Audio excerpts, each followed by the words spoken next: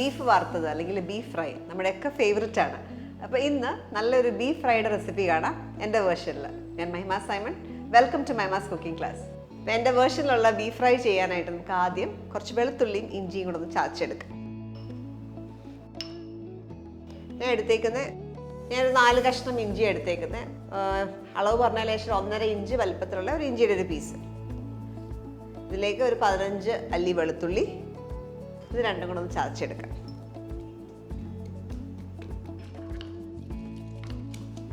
വെളുത്തുള്ളിയും ഇഞ്ചിയും കൂടെ ചതച്ചെടുത്തിട്ടുണ്ട്.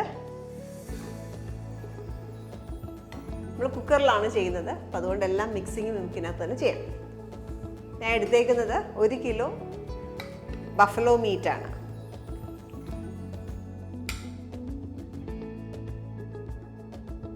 അതിലേക്ക് നമ്മൾ ഇഞ്ചിയും വെളുത്തുള്ളിയും ചതച്ചത് ആദ്യം ഇടാം.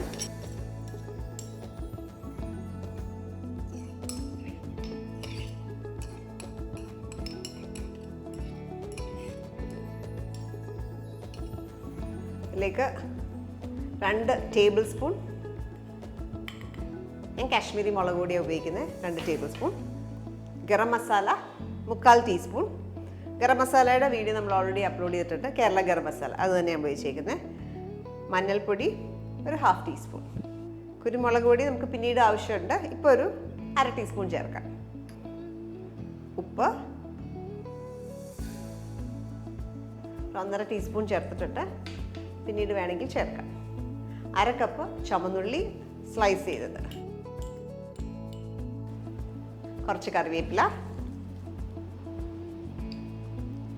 1 ടീസ്പൂൺ പെരുംജീരകം ചതച്ചത്. ഇത്ര ഇൻഗ്രീഡിയൻസ് ആണ്. കൂടാതെ നമുക്കിതിനകത്തേക്ക് കുറച്ച് വെളിച്ചെണ്ണയും കൂടെ ഒഴിക്കാം. 1 ടേബിൾ സ്പൂൺ വെളിച്ചെണ്ണ ഇതിനകത്തേക്ക് ഒഴിച്ചു. ഇനി നന്നായിട്ട് ഇതൊന്ന് മിക്സ് ചെയ്യുക. ഇതിനകത്ത് മല്ലിപ്പൊടി ചേർക്കുന്നില്ല, മുളക് പൊടി മാത്രമാണ് ചേർത്തേക്കുന്നത്. മുളക് പൊടിയും പെപ്പറും മാത്രമേ ഉള്ളൂ. ഇത് അരപ്പ് പുരട്ടി കുറച്ച് നേരം ഇരിക്കുന്നതാണ് നല്ലത്. സമയം ഉണ്ടെങ്കിൽ ഇങ്ങനെ പുരട്ടി ഓവർനൈറ്റൊക്കെ ഫ്രിഡ്ജിൽ വെക്കാം, അല്ലെങ്കിൽ മിനിമം 1 മണിക്കൂർ പുരട്ടി വെക്കാം. കുക്കർ അടച്ച് നമുക്ക് 1 മണിക്കൂർ മാരിനേറ്റ് ചെയ്യാനായിട്ട് വെക്കാം. കുക്കറിൽ തന്നെ വെക്കാം. 1 മണിക്കൂറോളം നമ്മൾ മാരിനേറ്റ് ചെയ്യാൻ വെച്ചേക്കുമായിരുന്നു. ഇനി നമുക്കിത് കുക്ക് ചെയ്തെടുക്കാം. ബീഫ് ഫ്രൈക്ക് ആയതുകൊണ്ട് ഭയങ്കരമായിട്ട് വേവേണ്ട ആവശ്യമില്ല. അപ്പോൾ ഓരോ ബീഫിൻ്റെയും വേവ് അല്ലെങ്കിൽ മീറ്റിൻ്റെ വേവ് വ്യത്യാസം ഉണ്ടാവും. അപ്പോൾ ഞാനിപ്പോൾ ചെയ്യുന്നത് 1 വിസിൽ വന്ന ശേഷം തീ കുറച്ച് 2-3 മിനിറ്റ് കൂടെ വെക്കും. ആ ഒരു പരുവം, ഒരു 80% വെന്താൽ മതി, ഒരു 85% വെന്താൽ മതി. ആ ഒരു പരുവത്തിലാണ് കുക്ക് ചെയ്യുന്നത്.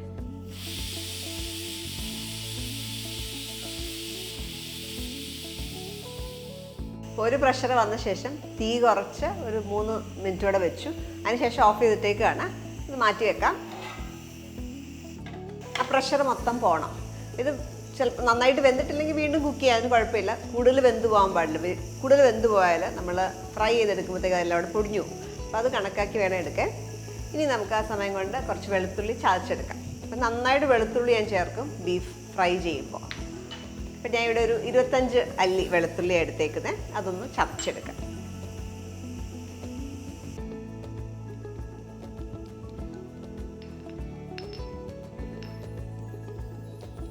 നമ്മൾ ആദ്യം ഒരു വിസിൽ വന്ന ശേഷം, ഹൈ ഫ്ലെയിമിൽ ഒരു വിസിൽ വന്ന ശേഷം തീ കുറച്ച് 2-3 മിനിറ്റ് വെച്ചു.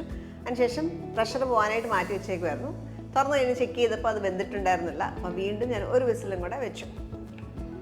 അപ്പോൾ ഓരോ മീറ്റിൻ്റെ കുക്കിംഗ് ടൈം വ്യത്യാസം വരും. അപ്പോൾ അതനുസരിച്ച് കുക്ക് ചെയ്യാം. ചെക്ക് ചെയ്യാം. പിന്നെ അത് കുറേ വെള്ളമുണ്ട്. അപ്പോൾ ആ വെള്ളം മൊത്തം നമ്മൾ ഒട്ടും വെള്ളം ചേർത്തിരുന്നില്ല, എങ്കിലും ബീഫിൽ നിന്നുള്ള വെള്ളം ഇറങ്ങുമല്ലോ. അപ്പോൾ നന്നായിട്ട് വെള്ളമുണ്ട്, അത് മൊത്തം പറ്റിച്ചെടുക്കണം.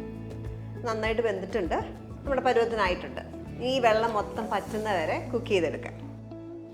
ഇങ്ങനെ ചെയ്യുമ്പം ഒത്തിരി വെന്ത് പോയിട്ടൊക്കെ ഉണ്ടെങ്കിൽ തുറന്നൊരു ഓപ്പണായിട്ടൊരു പാനിലേക്ക് ഇട്ട്, പരന്ന പാത്രത്തിലേക്ക് ഇട്ട് വേണം കുക്ക് ചെയ്യാൻ, അല്ല വെന്തുടഞ്ഞു പോകും. അപ്പം ഞാനിപ്പോൾ ഇത് കുക്കറിൽ തന്നെ വെച്ചിട്ട് ഈ വെള്ളം മൊത്തം പറ്റിച്ചെടുക്കുകയാണ്. ഇതിനകത്ത് ഉള്ള വെള്ളം മൊത്തം പറ്റുന്നവരെ ഞാൻ പറ്റിച്ചെടുക്കുന്നവരെ കുക്ക് ചെയ്ത് പൊട്ടും വാട്ടർ കണ്ടന്റ് ഒട്ടുമില്ല. ഇനി നമുക്കിത് ഫ്രൈ ചെയ്തെടുക്കണം. ഇങ്ങോട്ട് മാറ്റിയ ശേഷം ഫ്രൈ ചെയ്യാനായിട്ടൊരു പാൻ വെക്കാം. ചീനച്ചട്ടി യൂസ് ചെയ്യാം, അല്ലെങ്കിൽ ഇതേപോലെ പരന്നൊരു പാൻ ഉപയോഗിക്കാം. 3-4 ടേബിൾ സ്പൂൺ എണ്ണ ഉപയോഗിക്കാം. എണ്ണ നന്നായിട്ടൊന്ന് ചൂടാവട്ടെ. അപ്പോൾ എണ്ണ നന്നായിട്ട് ചൂടായി. നമുക്കിതിനകത്തേക്ക് ചതച്ച് വെച്ചേക്കുന്ന വെളുത്തുള്ളി, ഒരു 25 അല്ലി വെളുത്തുള്ളിയാണ് ചതച്ച് വെച്ചത്.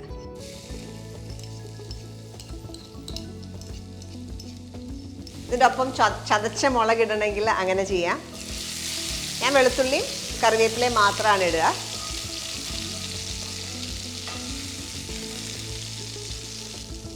നന്നായിട്ട് കറിവേപ്പില ഇടാം. വെളുത്തുള്ളിയുടെ നല്ലൊരു മണം വരുമ്പോൾ കറിവേപ്പില ഇടും.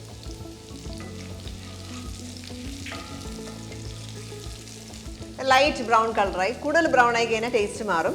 ഈ ഒരു പരുവാകുമ്പോൾ നമുക്ക് ഈ വറ്റിച്ച് വെച്ചേക്കുന്ന ബീഫിനകത്തേക്ക് ആഡ് ചെയ്യാം. പോത്തിറച്ചിയാണ്, ബഫലോ ആണ്.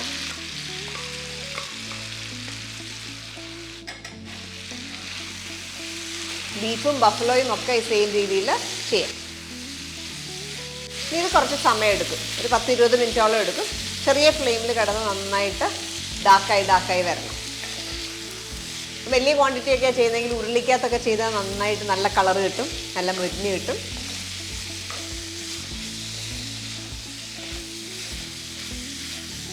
ഇറച്ചിയിട്ടിട്ട് 10 മിനിറ്റോളം ലോ ഫ്ലെയിമിൽ കിടന്ന് ഈ ഒരു പരുവായി. കുറച്ചുകൂടെ കളർ ആവാനുണ്ട്, ഡാർക്ക് ആവാനുണ്ട്. ഇനി നമുക്ക് പെപ്പർ ഇടാം. പെപ്പർ എപ്പോഴും ടേസ്റ്റ് ചെയ്ത് നോക്കിയ ശേഷം അവരോട് പ്രിഫറൻസ് അനുസരിച്ച് ഇടുക. എനിക്ക് ബീഫ് ഫ്രൈ ഇച്ചിരി സ്പൈസി ആയിട്ട് ഇഷ്ടം, അതുകൊണ്ട് ഞാൻ 1.5 ടീസ്പൂൺ പെപ്പർ ഇടുകയാണ്. നോക്കിയിട്ടിട്ടാൽ മതി. അത് എരിവ് വേണ്ടാത്തവർക്ക് ഒരു 1/2 ടീസ്പൂണൊക്കെ ചേർത്താൽ മതിയാവും.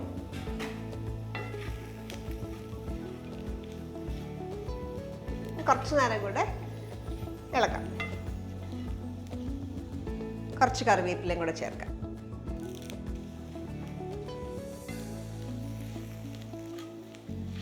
നമ്മൾ കൂടുതൽ നേരം ഇടുന്നതനുസരിച്ച് ഇത് ഡാക്കായിക്കൊണ്ടേയിരിക്കും. അപ്പോൾ അവരോട് ഇഷ്ടം അനുസരിച്ച് ഈ ഒരു പരുവം മതി, ഈ ഒരു മൂപ്പ് മതിയെങ്കിൽ ഈ ഒരു പരുവത്തിലേ കഴിക്കാം. കുറച്ചുകൂടെ കളർ വേണം, കുറച്ചുകൂടെ നല്ല ഡാർക്കായിട്ട് വേണം, ഇച്ചിരി മുരിഞ്ഞ് വേണമെങ്കിൽ കുറച്ച് നേരം കൂടി ഇടുക. കുരുമുളക് ചതച്ചത് ചേർത്തിട്ട് നമ്മൾ വീണ്ടും ഒരു 5 മിനിറ്റ് കൂടെ ലോ ഫ്ലെയിമിൽ കുക്ക് ചെയ്യായിരുന്നു. കുരുമുളക് പൊടിയേക്കാട്ടിലും നല്ലത് എപ്പോഴും ഇച്ചിരി തരിയോടുകൂടുള്ള കുരുമുളക് ഈ ഒരു പരുവത്തിന് ചേർക്കുന്നതാണ് എപ്പോഴും നല്ലത്. ഞാൻ 1.5 ടേബിൾ സ്പൂണാണ് ഞാൻ ചേർത്തത്. അപ്പോൾ അവരുടെ ഡിഷ് അനുസരിച്ച് ചേർക്കുക. ഈ ഒരു പരുവം മതി. ഈ ഒരു പരുവത്തിൽ ഞാൻ എടുക്കുകയാണ്. കുറച്ച് നേരം കൂടി ഇട്ടാൽ ഒന്നും കൂടെ ബ്ലാക്ക് ആയിട്ട് കിട്ടും. നമ്മുടെ കേരള സ്റ്റൈലിലുള്ള ബീഫ് ഫ്രൈ റെഡിയാണ്. അപ്പോൾ നല്ല മണമാണ്, നല്ല പെപ്പറിൻ്റെ ഒക്കെ നല്ല ഫ്ലേവർ മുമ്പിൽ നിൽക്കുന്ന ഒരു രീതിയിലാണ് നമ്മൾ ഇവിടെ പ്രിപ്പയർ ചെയ്തത്. അപ്പോൾ ഇത് പൊതിച്ചോറ് കെട്ടാനായിട്ട് അല്ലെങ്കിൽ ചപ്പാത്തിയുടെ കൂടെ സെർവ് ചെയ്യാൻ, ചോറിൻ്റെ കൂടെ സൈഡ് ഡിഷായിട്ട് സെർവ് ചെയ്യാനായിട്ടൊക്കെ ബെസ്റ്റാണ്. പൊതിച്ചോറിൻ്റെ കൂടെ ഇതും അച്ചിങ്ങ ഒലത്തോ അല്ലെങ്കിൽ പൊട്ടറ്റോ മെഴുക്കുവരട്ടിയും കാച്ചുമോരും ഒക്കെ ഉണ്ടെങ്കിൽ നല്ല രുചിയായിട്ട് ചോറ് കഴിക്കാം. ഈ റെസിപ്പി നിങ്ങളെല്ലാവരും ട്രൈ ഔട്ട് ചെയ്ത് നോക്കുക. നല്ല വീഡിയോയിൽ നമുക്ക് വീണ്ടും കാണാം. Thank you for watching my mass cooking class.